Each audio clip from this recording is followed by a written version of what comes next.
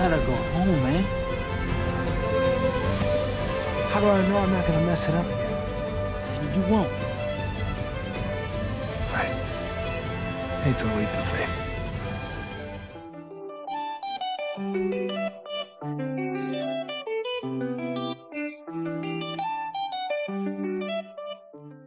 All right, and you are locked into another episode of the Leo podcast. My name is Josh, and we are glad to be back with you once again this week. And guys, it is November, and we are so glad that it is heading to that holiday season. We just passed one holiday, which has been Halloween. Again, we did an episode regarding Danny Phantom and a cooking episode at that, making our Phantom floats. So if you haven't seen that, go ahead and check that out. It's on our YouTube channel. But Rebecca, holiday season and November season is also what I call fermentation season. And that is because that is the one time of year where you get a crazy idea, a crazy recipe, and I come down to the kitchen and I'm like, what's that smell? So would you like to explain yourself? Well, what you're talking about is sauerkraut. Sometimes I'll make sauerkraut, and sometimes I make kimchi. More recently, it's not fermentation, but I've actually made a batch of elderberry fire cider. So that should be fun. It's gonna sit out. It's basically apple cider vinegar that's steeping in a bunch of herbs and things, and you can take it throughout the cold months, and it will help keep the cold away. A cold away, like getting sick. Right. Because it always seems to happen that in November, December, January especially, I don't know why it is, but just like the first of the year, we just like you get a cold or I get strep or it's something. Yeah, I don't know why either. It is really frustrating because it's a lot of times when you want to go and have fun, like Christmas, or we like last year we took off after Christmas, the week after Christmas, and it was obviously a good thing we did, but we ended up staying that week sick when we were hoping that we could play video games and lounge around and do other things instead of just being sick. I mean, we still did we did do those things. I guess so. But it just wasn't as enjoyable. Yeah, it's not as fun. Yeah, so we hope everybody is staying out there, is staying happy and healthy. Get your flu shot if you haven't already. There is a recipe. Well, Rebecca, you had found a recipe on TikTok, I think, for this fire cider. Yeah. No, it was actually a blog online. Oh, okay. It was Oregon Organics or something like that. But yeah, if you type in elderberry fire cider, you'll find some good recipes. What I liked about this one, though, was that it was a woman. She's an older woman, but she studied under one of like the original herbalists in the 70s that were creating fire ciders. So, yeah. Well, there is your health advice from us for this winter season. Or, well, I guess we're still technically in fall. I don't know that we would say health advice. Yeah. This is just what we're doing. Suggestion. We'll see if it works. Disclaimer, we are not licensed health professionals. Right. All right. Well, we have a guest with us this week. And he is a Twitch streamer and all around just fantastic guy that we got to talk to during our meet and greet when we go ahead and vet our prospective guests, Mr. Donte Hawkins. Thank you guys for having me. I'm excited to be here today. Yeah, absolutely. We're excited to have you. And Donte, do you have any suggestions for like the winter or fall months? Do you get like the sniffles or cold often, or do you try to stay fairly healthy to prevent that kind of stuff? Yeah, I try to stay inside as much as I can. The weather here, I live in Illinois, and one day it's like 40, next day it's 70. So you never really know what's gonna happen. I mean, yeah, it's just like here in Tennessee, and kind of like near Nashville where we live. And yeah, it's Tennessee weather. It's crazy, crazy. Like one year, Rebecca, you told me the story that you and your sister, it was like Christmas Day, and it was like 60 or Yeah. 70 degrees out. Yeah, I think it was In 72. December. That's unusual for us. I had a convertible at the time, and so we drove with the top down to my dad's house for Christmas there. It was kind of a fun experience, but it was very surreal. Like, this is not how Christmas is supposed to be. Right. And so whenever it's like this type of weather, I have to be really careful. I mean, I'm sure a lot of people do, right? Because you can get sick because the weather's changing constantly. But I I like the springtime. I like 70s weather. So in the winter, I could end up getting 70s weather. So yeah, we'll see how this winter plays out. Cause in Illinois too, it'll like one year I remember it snowing so much, and I'm like, can it please stop snowing? Uh, so yeah, it's just kind of like it's just up in the air with the weather. Awesome. Well, as with all our first time guests, we're going to go ahead and give you a few interview questions, or we're going to ask you a few interview questions. So, Rebecca, in true fashion, go ahead. Well, I know we talked about this when we first chatted, but tell us a little bit about yourself and your background. I know that you talked about streaming on Twitch, but you're also a Twitch affiliate. So take us through that journey of like, Mhm. how did you get started and how did you grow your Twitch game? Yeah. So hi everybody, I'm Dante. Uh, I'm a believer of Christ. I'm a Christian. I love God. Number one, He's the first in my life. I feel like I'm getting a testimony or something. um, but I'm also a gamer. I'm a streamer on Twitch. I'm a music maker. I'm a designer. I wear many hats, and pretty much I'm a creative. If I could choose one word, creative person. And I do a lot of different projects all at different times. It just pretty much like what I'm in the mood for. As far as like Twitch, I started my journey. Well, let me back up a little bit. So before streaming on Twitch, I was doing YouTube videos with my HP Pavilion laptop. It's it was very poor quality, but that's the best I had at that time. Recording videos from that. I don't know if you guys heard of a game series called Ratchet and Clank, and it was one of my Oh, favorite. yeah. What's I the remember best playing series? It's that. one of my favorite Gosh, series. I think it was on the PS2 is when I first played it. Yeah, this is an incredible series, and I could just go on talking about that, but I don't want to divert too much. So I would just be coming back from college, recording my videos, and it was just fun. It was just, my sort of entertainment. I wasn't even really paying attention to like how many views or how many likes I would get. I was just having fun. So I would walk through these videos like Let's Play videos.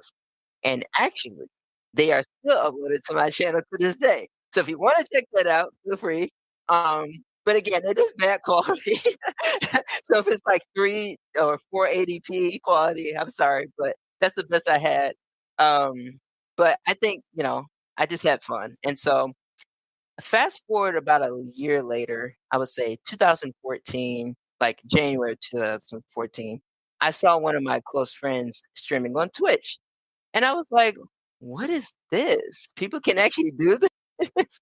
And so I began really kinda discovering, looking at his streams and just other people's streams and kinda doing my own research and bringing that fun quality I had while recording those YouTube videos into my 2 streams.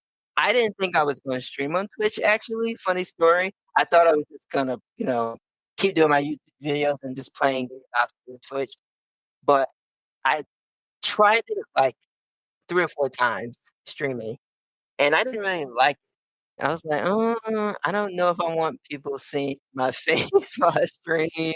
I don't know if I want all that."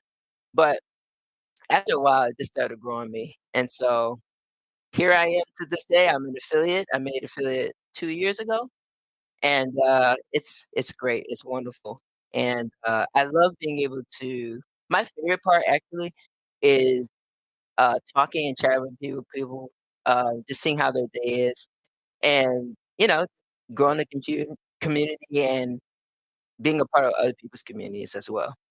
Yeah, I can tell you're a very personable individual. Really easy to just like as soon as you start talking to you, it's like, oh, you feel a connection. Like you're so cool. I really like talking to you. So that's that's a real like I think you're a talent that you're just born with. So yeah. So okay, I don't do Twitch.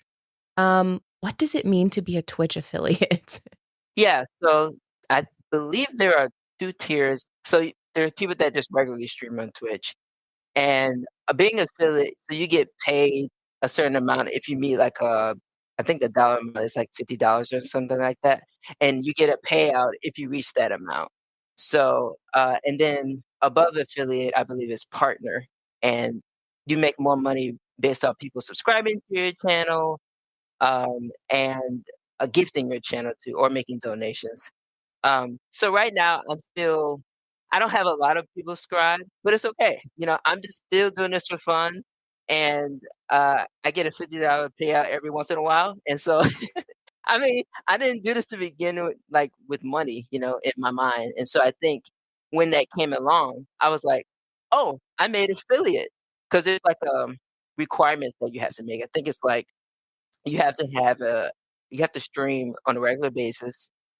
The second requirement, I think you have to reach a number of views or something like that. And then the third requirement is I forget the third requirement, but once I found that out, I was like, oh, because again, I wasn't trying to reach affiliate; it just happened, and I checked the status, and I was like, oh, okay, I'm an affiliate now. So yeah, it was a very interesting journey, getting from like regular streaming affiliate and to be honest too, I'm not really looking to reach partner, but if it happens, it happens. Yeah. Yeah, you're doing something that you love and it's just kind of going where it is. And hey, that's cool. If you're doing what you love and you can make $50 a couple times, every so often, then why not? That sounds like great. Yeah, I mean, you get excited when you have something that's like unexpected. It's like when we first started getting like, followers on Instagram and like, comments on YouTube. It's like I get so good. It's like, oh, somebody knows we exist. Yes, it's so cool.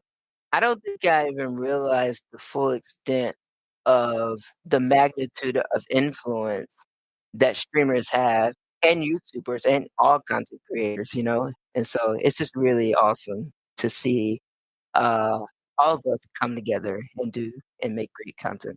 Absolutely, because there's like so many like different niches that you can like that need filling, and like there's tons of people who play let's select again like Mario and they play Red Dead Redemption 2. I've seen so many Twitch streamers playing like RDR2, and I don't think it's necessarily the gameplay that people are coming for. Some maybe, but I think it's a personality, Dante, that you offer that keeps people coming back.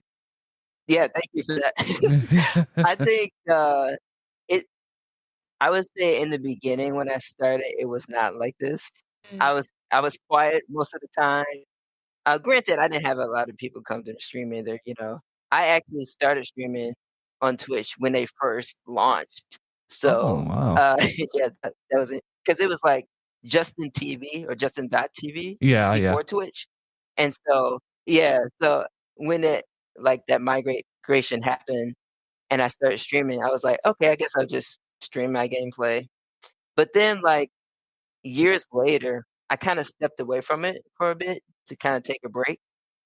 And I realized that this is more than just recording gameplay. You know what I mean? Like it's about, I believe, like helping other people, seeing how their day is, checking in. And even if nobody is there, you can still give encouragement to people. So I always like thinking about it like this. Like if nobody's there chatting with me, I just think like I'm recording a YouTube video because most of the time people aren't there unless you're on live. And so I think that helps me to continue to talk about the game, talk about my day, my week, and things like that. That's awesome. Yeah, it's a great opportunity, like you said, to encourage people. So for someone who is just getting into Twitch, do you have any advice for them? Yes, I would say give it a shot because you never know, right? Um, because like again, the first couple of times I was streaming, I was like, I don't really know, and I'm an introvert too, so a lot of times when you're on camera or no matter what you're doing, that can seem like you're being extroverted. It can draw a lot of energy out of you. I'm also like sung in choirs and been in concerts, and sometimes I would feel so exhausted after it. And sometimes I'll be like, why am I so exhausted? But it's because I'm an introvert and my energy is more so inside than outside. But the cool thing about it is I would just I would just recommend just try it to see if you like it. There are a lot of games out there, like Josh said, a lot of categories that you can stream in. There's food, there's music, there's just chatting. I mean, the sky's the limit at this point. There's talk shows.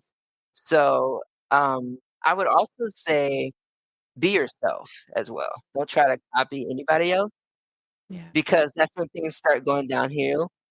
So in the beginning, when I first started, I don't think it was my intentionality to try to copy other people, but because, well, one, I didn't know fully who I was, and two, I saw other people and I saw how people came to their streams, and I was like, okay, I need to act like them. And it's like, no, no, why is this not working? Well, it's because I'm being unauthentic. So I need to be authentically myself. So that is my second piece of advice. Be yourself. And also, I mean, there's just so many good things out here. Oh, I would say if there was another thing, don't focus. I know we talked about this a little bit, but don't focus on how many people are there, how many views you're getting, why people aren't showing up, because that can really get at you. And even still, I'll admit it. Sometimes it can get to me still. Like I'm streaming and I'll go to my computer because I'm usually like right here streaming my PS5 games. And I'll be like, God, nobody's here. And I'll go to my computer and I'll refresh it. And then I have to tell myself, no, concentrate on your stream and you'll be fine. So, it's never an ending thing for me, but I will say that it doesn't happen as much as it used to. So yeah, don't get caught up in the views and the likes and the things like that because that stuff will follow when you're just being a representation of God and who you are as a person. Mm. Yeah, I love that you mentioned being authentic. I think they really pick up on people who are not being authentic. I think you can kind of tell. And yeah, that's so important. So would you say then that through this process, you've really found your identity because you didn't really know how to be authentic because you didn't know really who you were. So did you find that along the way then? Yes, absolutely. I would say throughout a lot of things in my life, I always say that He can use anything and really anybody to bless other people. And then once you focus on really, here's what I get. Like when you help other people, God helps you. And so when you bless other people, he pours into you because you're outpouring. And so I think this journey of streaming has helped me. I think the practical things, right? With me talking, being in interviews, it's helped me think about what I'm gonna say before I say it. And so, yeah, it just helped me be more authentically me and being okay with being an introverted streamer. Because I think a lot of people think you have to have all this wild energy but you don't have to do that. Just be yourself and let God handle the rest pretty much. Yeah, absolutely. Control what you can and let go what you can't.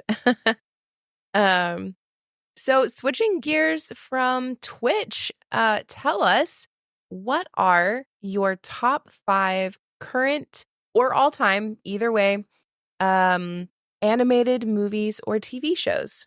Could be anything. Was so challenging for me because I love animation movies and TV. But if I could just name them, definitely, this is probably not going to be shocking, but Into the Spider-Verse Oh no, is one of my it's so all-time shocking. favorites. I love, you're right.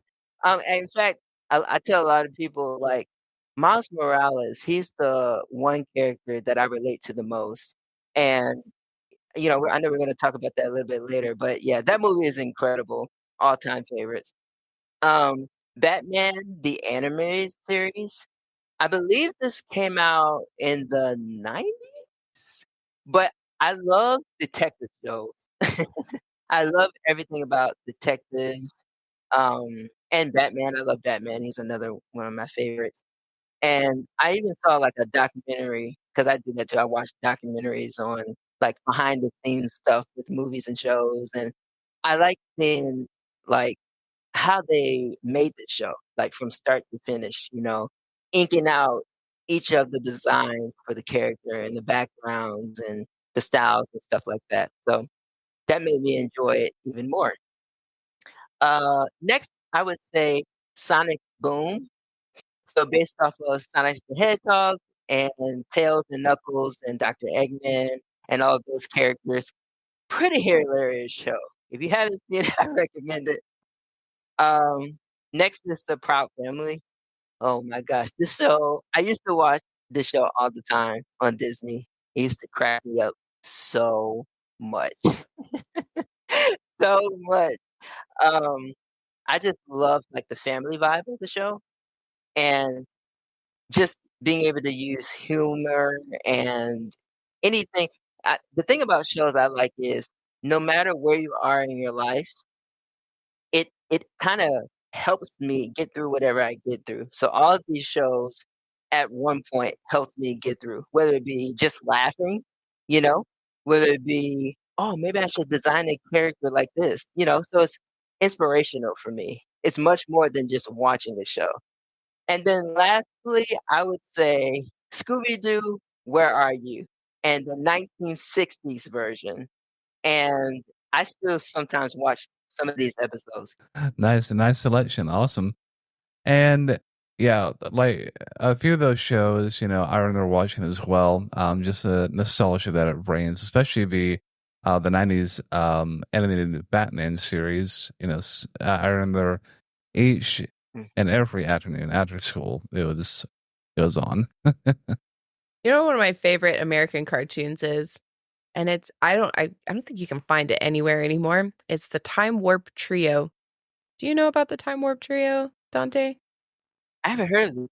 Oh, it's Mm-mm. so good. I want to say it was like a Discovery Channel thing, but it's these 3 kids, these 3 boys who are best friends, and they like travel back in time with this magic book and have to solve puzzles and things like that. And it was so much fun. They travel through time, love the time travel thing, and their relationship was really fun. And anyway, you talking about all of your favorite shows made me think of that one. Well, you've gotten to know a little bit about Dante, so now we're going to talk about a movie which Dante alluded to just a few moments ago, and that is Into the Spider-Verse. This movie we saw. Gosh, this was back in what, like 20? Was it 2018 or? Because I think we were still. Yeah. So 2018, around that time, seeing it in the theaters was amazing. When you watch it at home, it's still great, but it deserves that big screen feel because of all the animation styles that are going into it, the graphics. It is just like, I think it's, if you were to ask me, okay, describe an art film, and like Into the Spider-Verse, no contest. One of the best I know art films are described differently, but that is an art film to me. So Dante, you had chosen this one. So tell us why did you choose this particular movie, and like what were your general observations? Oh, before we get into that, I have this. It's an art book. Oh, I'm Oh, sure nice. people are cool. not surprised with this at all. But yeah, I had to get this because it has a lot of inspirational art in it. So if you don't have it, please check it out.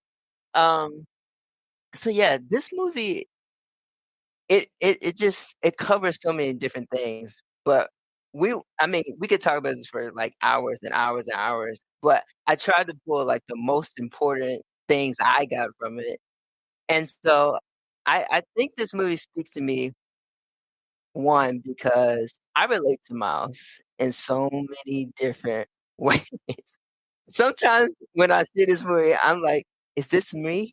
He his facial expressions, the way he thinks out loud in his head. He's an artist. He listens to music. Like the part where he's like in the beginning where he's just like I'm like, that's me. Um so like his relatability, um, I think first and foremost. And then the next thing I would say, the way that he experienced his fears and the way that he overcame his fears and the self-doubt, living up to other people's expectations. And I mean, there's so many things. What a hero is like. It can be in any size, shape, form, color. It doesn't have to be in this box. And so I just get a lot of things from this movie, um, besides just entertainment. But I agree with you, Josh, a lot because when you see this movie on the big screen, it's what is happening? This is amazing. Um, I think too, a lot of this movie pulls from, kind of like I was saying earlier, conquering fear, um, because he was afraid of becoming Spider-Man and doubted his abilities a lot in this movie. And I find that quite interesting because as we were just talking about, like with my streaming journey, I had that, like, am I good enough? Am I worth it? I'm over my head, all these self-doubt things. And one of the things that helped me get through all of that was definitely studying the Word of God and keeping it in prayer and in alignment with God, and also talking with other people, and seeing their experiences and learning from their experiences as well. So this movie really, back when I first saw it, I was like, wow, this is really like my life on the screen right now. I may not be Spider-Man, but there's so many different things in this movie that I'm getting, and maybe I need to start thinking about certain things a little bit differently. Um, and I think when a movie does that, it's like beyond just the art style and beyond just being Spider-Man. I mean, this is just like impacting your life. And I think any type of movie, right, we watch, when it impacts us, it's like, okay, I can see myself in their shoes and I can relate to this movie, and it's that much more impactful. That's why this one is number one on my list. But yeah, definitely conquering fear, overcoming obstacles. And I can even going back to the fear correlating with the scripture text, Isaiah 41:10 says, "Fear not, for I am with you. Be not dismayed, for I am your God. I will strengthen you. I will help you. I will hold you in my righteousness right hand." So nowhere in there does it say, and I just got this a couple years ago actually. It doesn't say that we won't feel fear.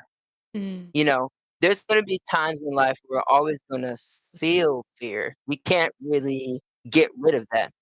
But what I'm getting from that scripture text is don't allow the feeling of fear to hinder you from making progress. And so I've had plenty of times in my life where fear has came against me and I had to walk through it shaking.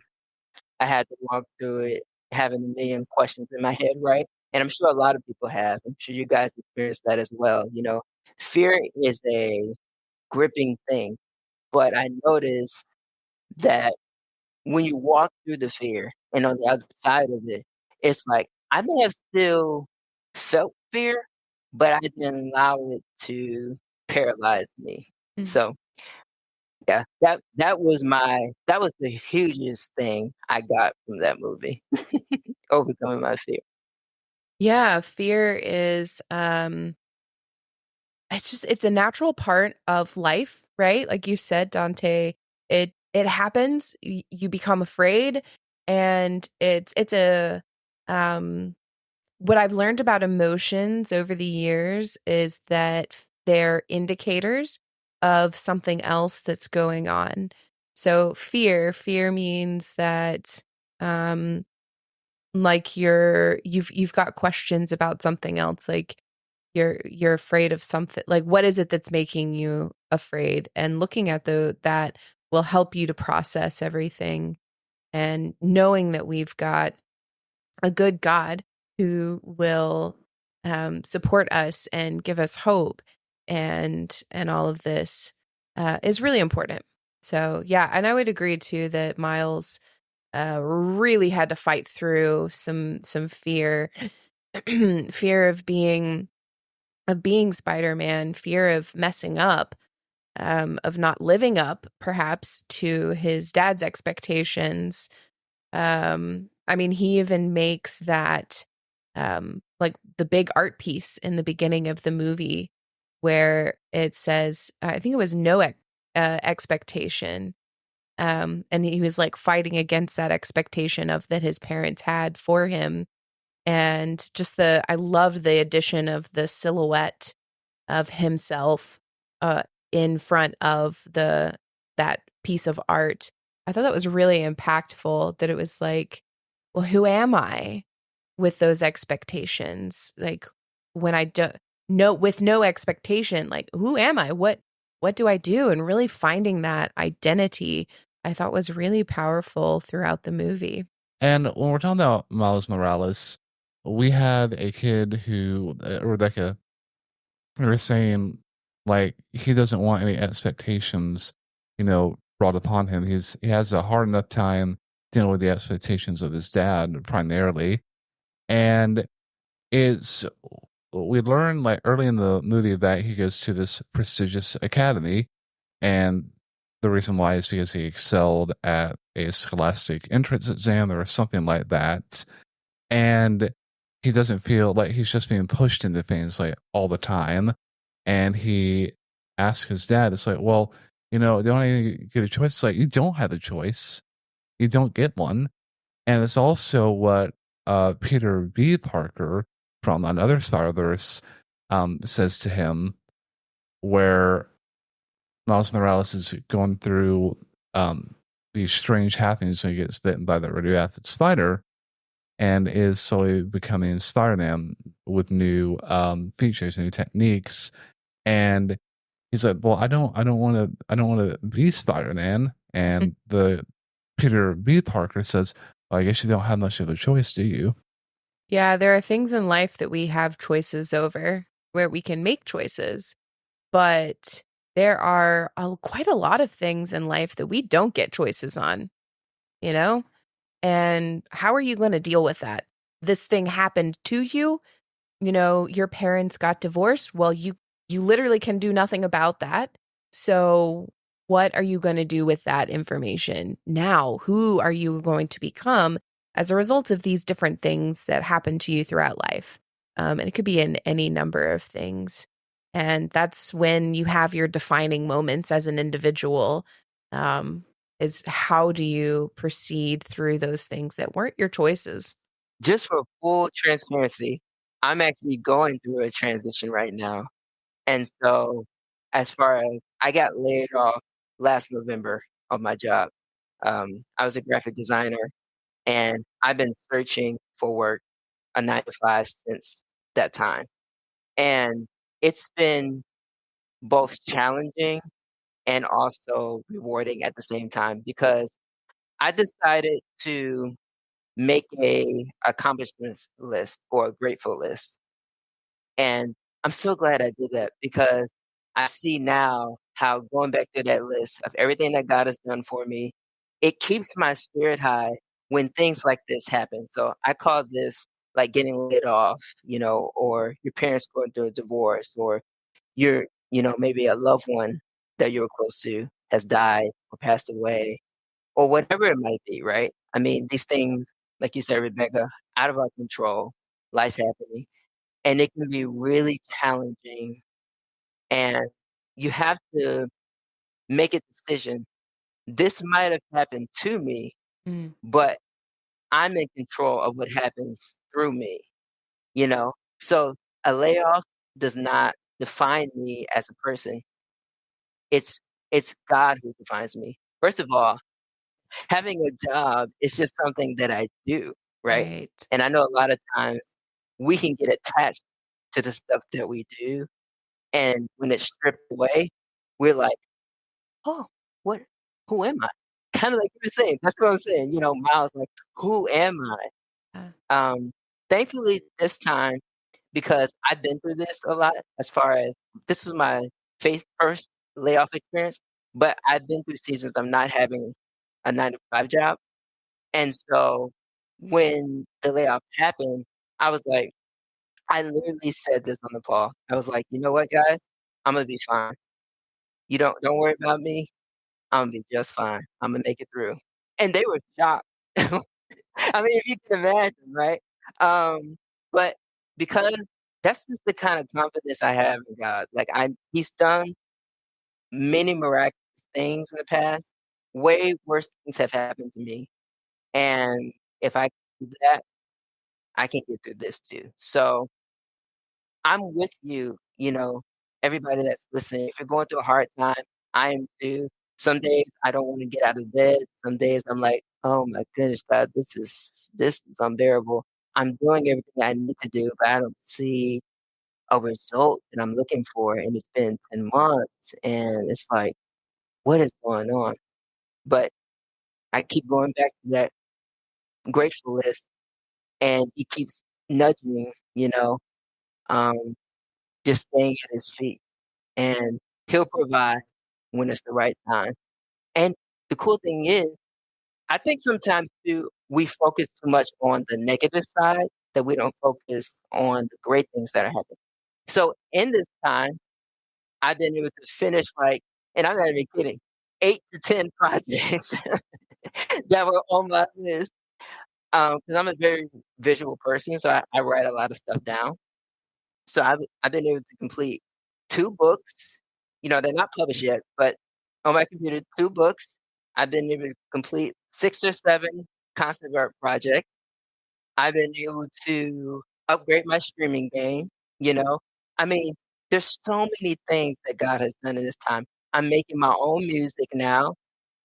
I mean, he just keeps providing, So I can't at least for me, I'm not gonna be upset or anything or raging out with God because a job hasn't fell through yet.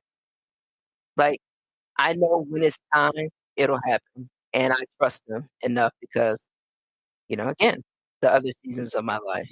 So I just thought I wanted to share that with people because I don't want people to think like it's all roses, right? But yeah. Absolutely. I mean, that's such great. Just the gratefulness that you had in that situation, which I don't think a lot of people would be. They would take that as like, I got laid off, I'm doing this, I'm doing that. And yet you decide to tangibly and, visually make that gratefulness, make that list of accomplishments. And we know that God is a sustainer, He's a provider. um, you could have taken this layoff as I just had to get a new 9 to 5. I'm not going to do anything that it said do like interviews and resumes. But no, you took your other talents and creative outlets, and it's been fruitful from what it sounds like. That's awesome. Yeah, that's so good. Um, to be able to do all of that. So I want to talk about so the different spider versus characters that come into play here, because we have the first one, Spider-Gwen, also known as Gwen Stacy, I believe, and she's the one that actually appears in Miles Morales' universe. Like, she goes to the academy that he attends.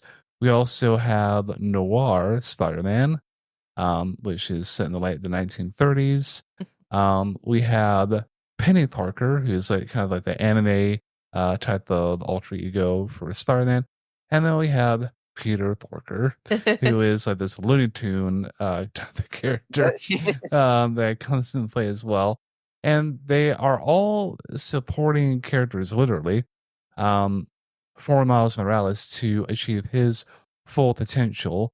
Now, at first, they don't, fully believe that, because they're like, okay, stay out of the way. We got this. We're going to go ahead and defeat Kingpin. We're going to get the Super Collider, and we're going to set everything back to where it needs to be.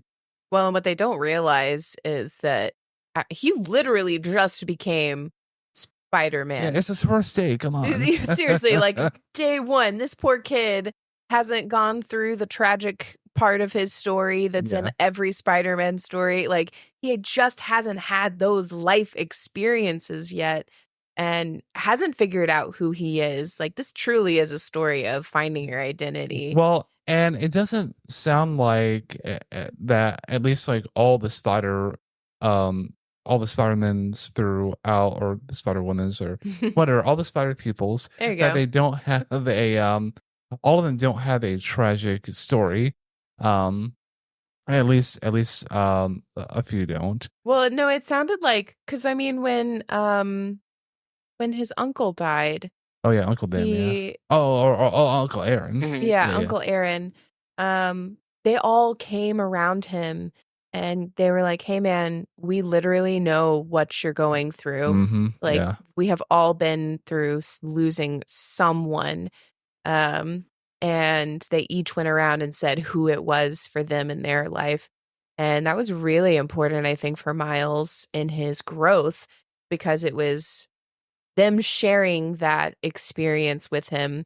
And then, of course, they trapped him in the chair and they were like, "We got to do this alone without you." But I think that helped him, knowing that he wasn't alone and that, like, I don't know, he could do it. He finally found the power within himself, like literally the electric shock power and power to become invisible. That all started surging, coming up when he found community and realized he wasn't alone, and he had that connection with his dad in that conversation. That's when it all kind of clicked. He was like, I got to make a decision. Who am I going to be? Who am I fighting for? And that's when it all changed.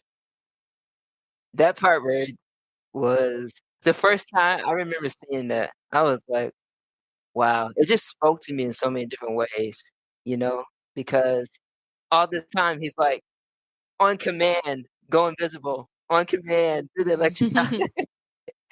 And so it's just interesting. I'm like, in the back of my mind, I'm like, why is he not doing this? But it's just that extra push, you know what I mean? That was needed to get him where he needed to be. That was an incredible scene.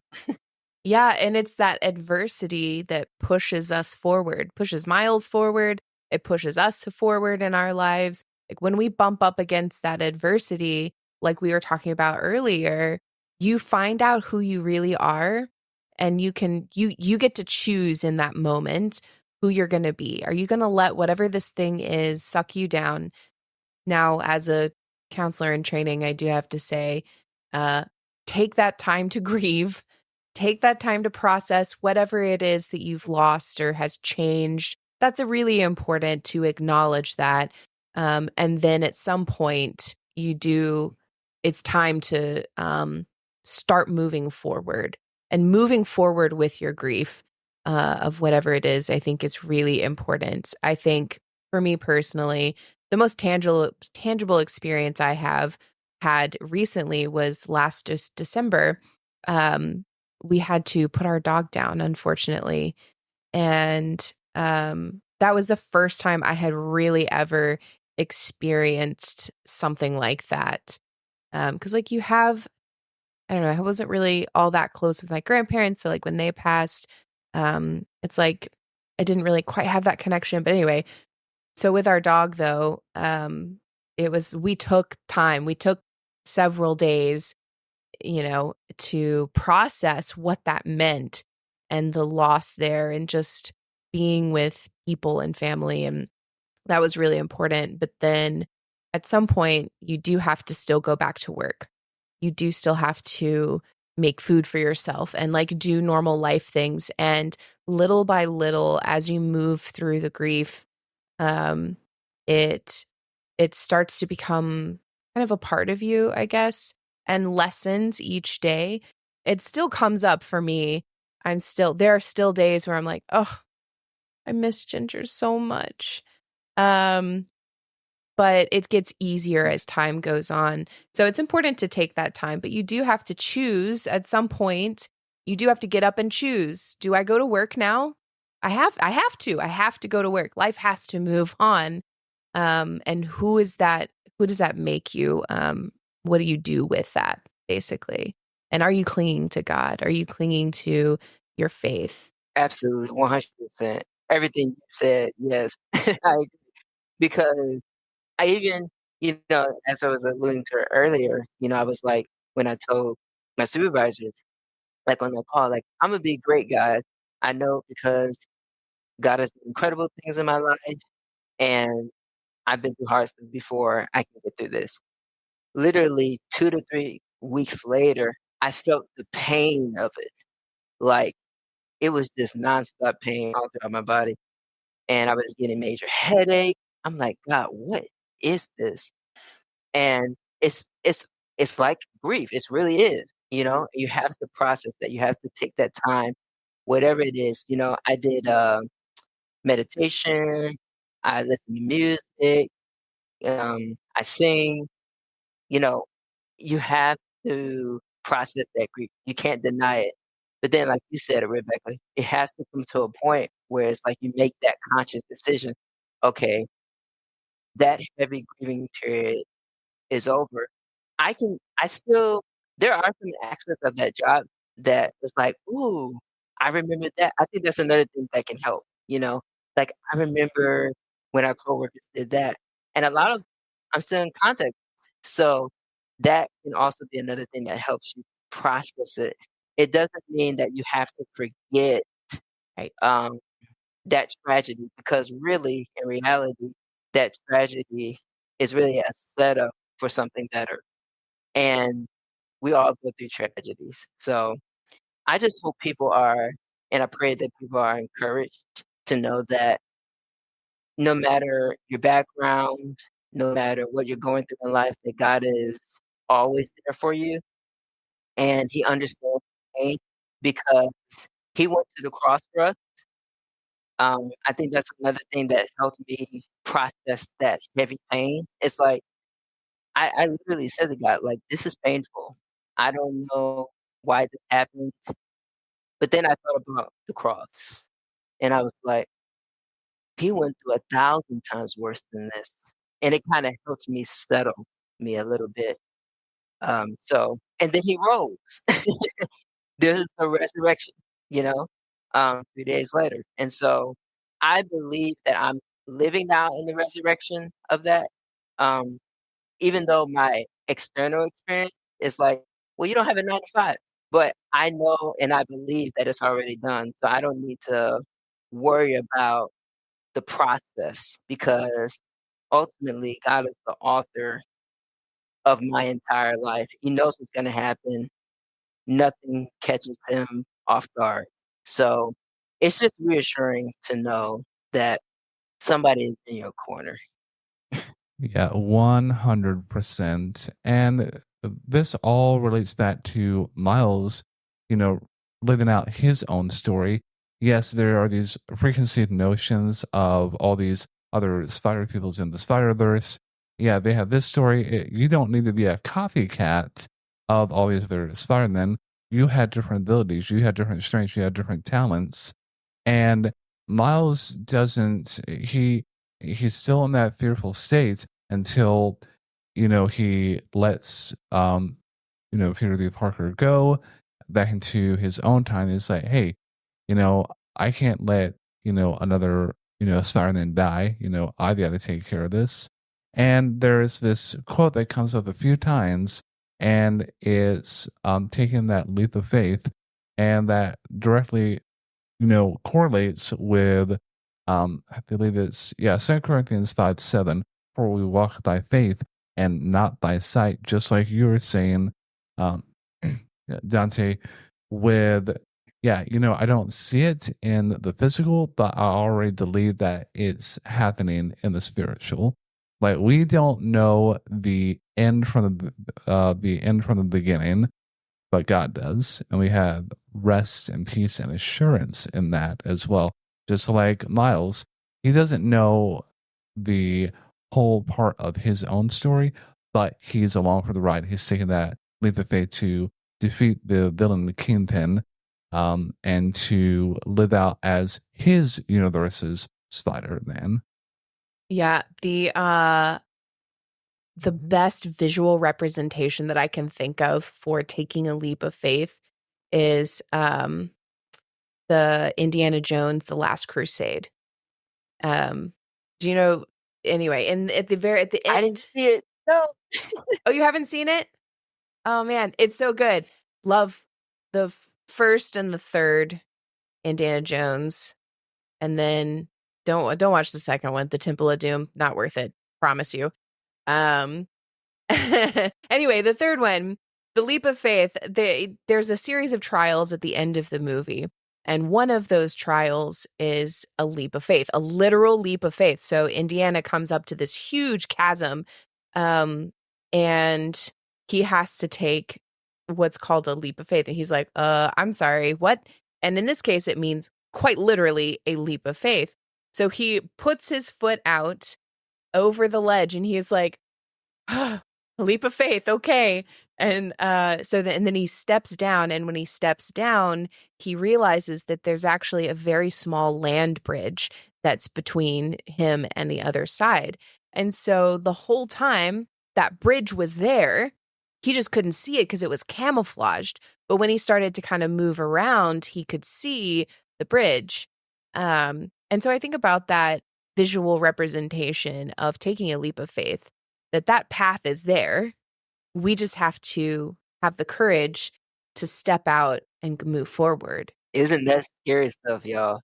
I feel like in the past couple years, like I've always had communication with God and just being upfront and honest, like, God, I'm struggling, I need help, you know, or this is too much for me, this seems crazy. Um, can you send somebody, or do I need something, I need help. Um, and a lot of times in these past couple of years, because God speaks to us differently, and it's different seasons too. You know, he can speak to us through music, he can speak to us through movies, um, whatever. The sky's the limit. Really, there is no limit because he can speak through anything. And so I think, it's just really important to realize that a lot of the times in your journey, you're gonna have moments where you're praying to God and you won't hear a direct answer on what to do. And this was challenging for me because when I was younger, I would be like, "Okay, God, I need a for sure answer here." And he'll be like, "Okay, do this, do that, do this." And growing up, it's like I don't really hear God like that anymore. He still speaks to me, and he still does give me direction on some things, but it used to be everything, and now it's just like he wants me to step out and find out. So, if I can provide this, like, little illustration, it's like, "God, please open this door or allow me to, your will be done. I need to go in this direction. Please show me what I need to do." And he's like, "You need to step out and find out and see." And it's like, "What? What do you mean?" He's like, "I'll be with you. I'll redirect you, no matter which direction you go, but you need to step out and see. I think there's this weird thing, right? That we think being wrong is the end of the world. It's not. We're not perfect. We're gonna make wrong decisions. We're gonna do things that are maybe outside of our character, or get upset or get mad or whatever. Um, but a mistake is not the end of the world, you know? And so that's what he's taught me through that. And even through this movie, it showed me that we kind of saw the journey of Miles and this fear of making a mistake. Oh, like what if that? And it's just like at some point you gotta step out, find out, see if you're right, okay? And if you're wrong, say, you know what, God, I thought this was what you wanted me to do, but maybe not. Take a step back and making a decision. So I think really for me, because I used to have a lot of perfectionism, it was like it was hard for me basically. Like, God, I need this answer. Am- Okay, so for like example, if you have two job offers, right? It's like at the same time, God, you want me to do this one or this one? And he's like, dude, choose a job and I'll redirect you and I'll be with you on your journey. Literally. He's like, because God didn't make robots, you know what I mean? He's actually allowed us to make our own decisions. And there are things in the Bible that he will say, hey, if you do this, you will get this. So I'm more so talking about like maybe choosing a job, or maybe you're confused about that. Maybe you're confused about, you know, whatever it might be. Like for instance, I don't pray to God about if I should brush my teeth in the morning. That's just something that I do. You know what I mean? I don't care about playing video games. This is something I do. He allows us to make our own decisions and grow with us and learn with us. It's kind of like the dynamic of with our own physical parents when we grow older, right? They're not going to tell us what to do. We got to make our own decisions. Yeah, so Dante, when you were talking about, yeah, we asked God about the important things. Well, I think to him, everything that we do is important, but we don't go to him for like, we say something mundane like, brushing your teeth or cooking dinner or whatnot. But when we see it as, life altering, like, a job or a marriage or, moving to a different state, stuff like that, those are things that at least that we believe that we want to go to him in guidance for, and just to seek out his wisdom through either audible if he speaks to you that way or us that way, or through his word, or maybe through a song, or like you were saying like earlier, he speaks to us through different mediums. And I used to think that like I was like a bad Christian or something because I grew up in a Pentecostal hyper charismatic movement where, at least in my church, it was like, okay, you should always be hearing audibly from God. And I just never would. And I'm like, okay, well, there's something wrong with me. Am I not doing enough? And uh, it just doesn't always happen. Like God doesn't, I don't believe, audibly speak to everybody. And for every occasion, it's lots of different things, like we've been saying a lot about. Yeah, so I know we're kind of wrapping up here, but I did want to mention briefly Miles's dad. I don't know that we have his name. I'm sure we do, but his dad, I thought his journey was really interesting too, of wanting to protect his family, and just like most of the Spider-Man, the police officer in the Spider-Man movies, this is pretty typical. But he thought that Spider-Man, Miles in this case, was the one who killed his brother. And so he thought he was an enemy. And even in the beginning of the movie, he was like, yeah, I don't really like that lawbreaker, when it was Peter Parker. But he comes to find through the rest of the movie, he finds himself cheering for who he doesn't know this, but his son to win against Kingpin, or Tenpin, Kingpin, whatever his name is. Kingpin. Okay. And just towards the end, he was like, well, I thought I knew who the enemy was, but now I'm not so sure who the enemy is. And I think in life, sometimes we can think that there are certain people who are our enemies, and yet we don't really know them.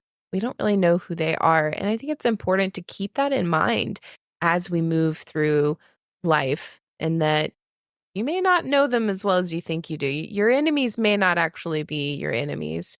Perhaps you could work together. You don't know. And that goes to, where Jesus was saying, pray for your enemies, love your enemies. And that's an important part of life. But anyway, I just wanted to mention that. Yeah, absolutely. And there are so many more directions that we could have gone with Into the Stardust. There are so many aspects and so many themes. We kind of like try to keep it, toward one side of the where, or else we'd be here, like Miles, as you said, for hours and hours. Oh yeah, we could just, definitely talk about lots more. But there's only so much time in the podcast. Well, we want to thank Donte for joining us on this episode. Donte, for those that want to follow you, keep up with what you're doing, how can they find you? Yes. So I am the ultimate Don gamer everywhere. So Instagram, Twitch, Discord, pretty much everywhere. X, Threads. So feel free to message me if you want to talk about really anything, games, art, life in general. If you want to play a game together, that's completely fine too. But yeah, I had a good time on this podcast, guys. I mean, I can't believe the time went this quick. I know. It did go by fast, yeah. Yeah, such a great conversation. I thank you, for like your just being like your attitude, your energy. I believe this is a great conversation. And also for you viewers and listeners, tell us what you think in the comments. If you, and I usually do this in the start of the video, but I'll do it at the end. If you like this video, make sure to smash that like button. Subscribe if you're not already. Ring the bell for notifications so that you are notified every time we upload a new video. But until next time, keep those halos shiny and stay holy, my friends.